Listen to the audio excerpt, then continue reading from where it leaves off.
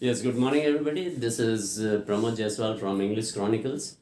Today I am going to take up phrasal verbs. What is phrasal verb? It is a verb followed by some preposition, and this is very important for all competitive examination. This is my third video on this topic, and hope you would have liked my previous videos. तो आइए देखते हैं इसको. I will try to explain it as best as I can so that it might be helpful for you.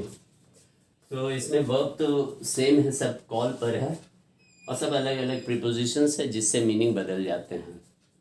तो आइए call for मतलब देखते हैं. कॉल फॉर मतलब डिमांड होता है.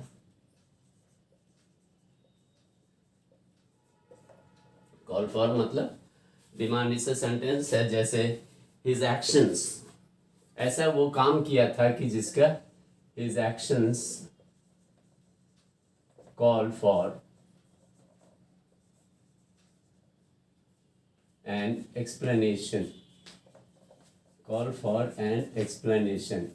वैसा हरकत किया था कि उसे एक्सप्लेनेशन देने के लिए बाध्य होना पड़ा, देना पड़ा. Next one, call of. Call of का मतलब होता है स्टॉप कर देना कोई चीज़. जैसे the strike was called off after there was a decision in favor of the workers. तो काय उसको स्ट्राइक को बंद कर दिया गया. तो कॉल्ड ऑफ का मतलब होता है जैसे कैंसल्ड कर देना, या ये भी. The strike was called off, was called off after the decision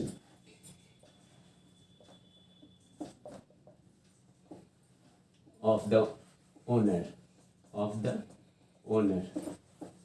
तो फेवर में हुआ इसलिए स्ट्राइक को वापस ले लिया गया, बंद कर दिया गया. Called off. इसमें यही होता है कि इस पर तुक्काबाजी नहीं चलता है. You have to be very perfect. You have to know what is the meaning of this phrasal verb. अब आइए देखते हैं कॉल इन. कॉल इन का मतलब होता है किसी को इनवाइट करना. जैसे when someone is sick, when he was sick, we called in the doctor. Call in the doctor.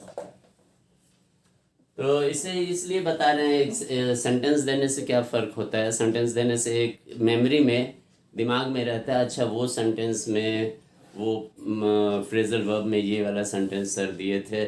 इससे रेफरल तो मेमोरी में आसानी होती है, मेमोराइज करने में, कोई रेफ़र करके वैसा. इसलिए we try to explain it by a sentence.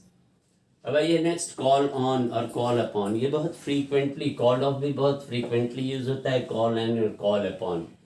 Call on माने अजीब सा है, लेकिन इसका मतलब होता है to visit. I called on my friend. I called on my friend who came from the USA. Call on my friend माने विजिट देना, उसके पास जाना, उससे मिलना. तो अजीब से है. अगर इसमें तुक्काबाजी नहीं चलता है, आपको याद रखना ही रखना है और कुछ नहीं. डेली एक दो सेट याद रखिए और हमेशा रिवाइज करते रहिए, तो दिमाग में कहीं ना कहीं बैठा रहेगा. And it is in frequent use. ये सब call on, call upon, give in, give up. Give in माने सरेंडर होता है, गिव अप माने छोड़ देना, अबैंडन इट होता है ना. गिव इन माने सरेंडर होता है. तो सबका ये सब है, कॉमन यूसेज में है. तो कॉल अपॉन माने होता है कि किसी को बुलाना, जैसे स्टेज पर आप बुलाते हैं, to call the anchor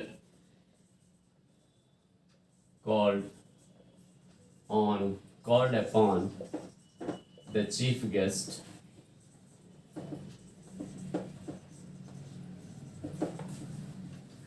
to address the audience, to speak, to give a speech, to give a speech.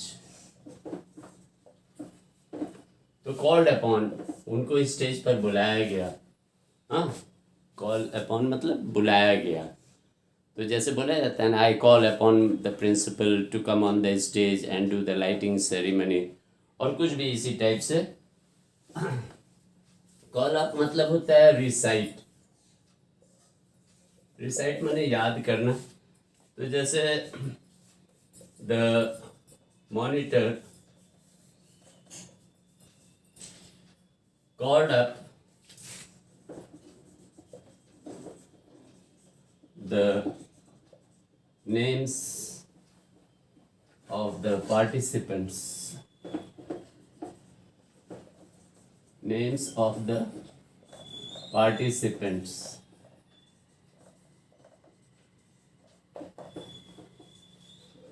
So I hope I am clear.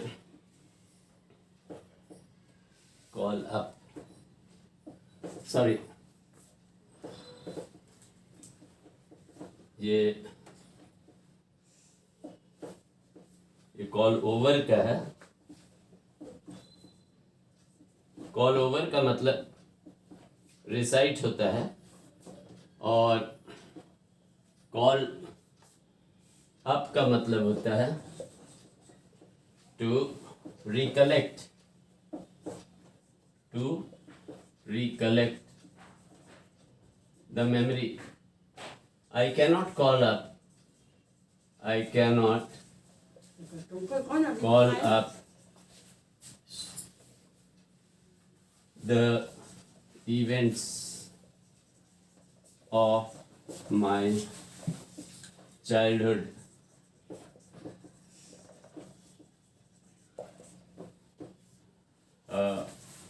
Sorry if I a little bit of confusion. Sometimes we also get confused. So just remember, call over means to recite, याद करना, and call up means to recollect. ये भी एक type से याद करना ही हुआ, लेकिन ये याद करना मतलब कि पुकारना, नाम पुकारना किसी का. The monitor called up the names of the participants. ये recollect मतलब याद करना होता है. तो I hope you would be satisfied with my explanations. और पसंद आता है अगर आपको, तो please subscribe and share among your friends. And I won't keep you long from giving the next video which will be helpful to you. Thank you. Have a nice time.